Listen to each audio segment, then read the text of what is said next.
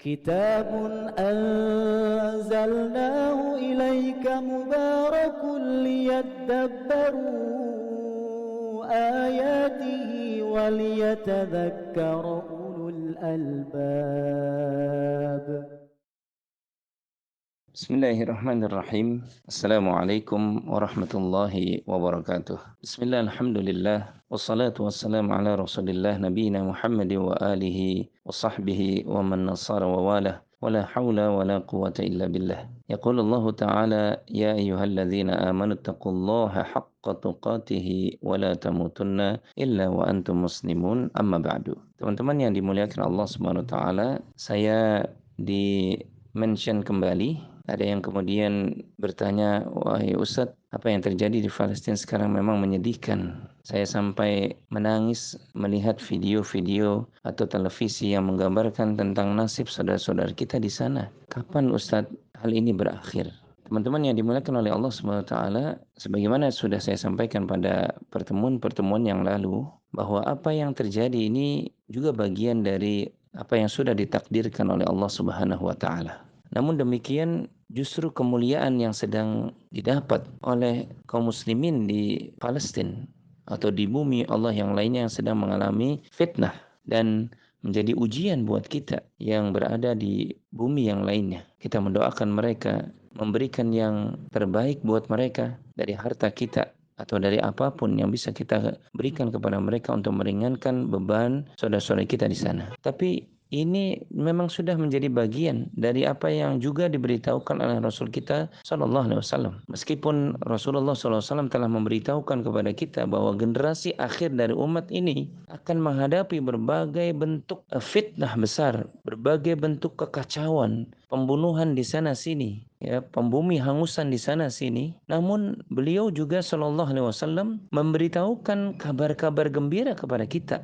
yang itu membuat hati kita sejuk. Dan sebagian hadis-hadis nubuat, kabar gembira dari Nabi SAW sudah kita sampaikan pada video-video sebelum ini. Dan kita harus yakin, ya ikhwan, bahwasanya inna ma'al usri yusra fa inna ma'al usri yusra. Kata Allah Subhanahu wa taala, bersama kesulitan pasti akan datang kemudahan. Sampai Allah ulang 2 kali, bersama kesulitan pasti akan datang apa? Kemudahan. Ya, bahkan Allah Subhanahu wa taala memberikan gambaran dalam ayat ini bahwasanya kesulitan itu cuma satu, tapi kemudahan akan datang dari banyak tempat. Dan kita harus yakin janji Allah dan janji Rasulnya Sallallahu Alaihi Wasallam dalam kondisi apapun yang kita alami, termasuk apa yang dialami oleh saudara-saudara kita di Palestina sana. Bahwasanya janji Allah Subhanahu wa taala akan memenangkan agama ini itu pasti. Allah Subhanahu wa taala berfirman, wa'adallahu alladhina amanu minkum wa 'amilus salihati. Allah telah berjanji kepada orang-orang di antara kalian yang beriman dan juga yang mengerjakan amal saleh, la yastakhlifannahum fil ard. Bahwasanya dia Allah akan menjadikan benar-benar menjadikan mereka berkuasa di muka bumi. Kamastakhlafal ladzina min qablihim. Sebagaimana Allah telah menjadikan orang-orang sebelum mereka berkuasa. Wala yumakkinanna lahum dinahum alladzi irtadha lahum. Dan sungguh Allah Subhanahu wa taala akan meneguhkan bagi mereka dengan agama yang telah Dia ridhoi. Kemudian kata Allah Subhanahu wa taala, wala yubaddilannahum min ba'di khaufihim amna. Apa kata Allah Subhanahu wa taala berikutnya? Dan Allah benar-benar akan mengubah keadaan mereka setelah mereka dalam keadaan ketakutan menjadi aman sentosa.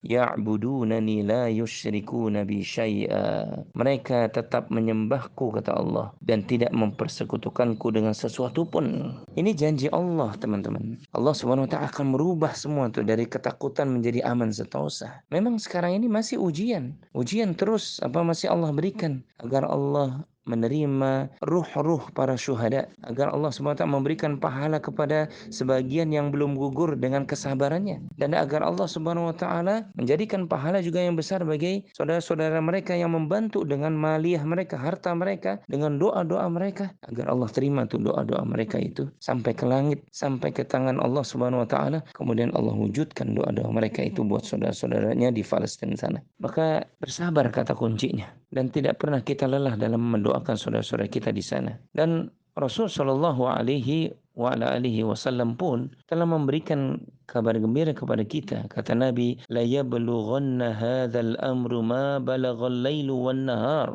Kata Nabi SAW, urusan Islam ini benar-benar akan mencapai apa yang dicapai oleh malam dan siang. Artinya sebuah kepastian. Wala yatrukullahu baita madarin wala wabarin illa adkhalahu Allahu hadha ad-din bi'izzi azizin aw bidhulli dhalilin 'izzan yu'izzu Allahu bihi al-Islam wa dhullan yudhillu Allahu bihi al-kufra.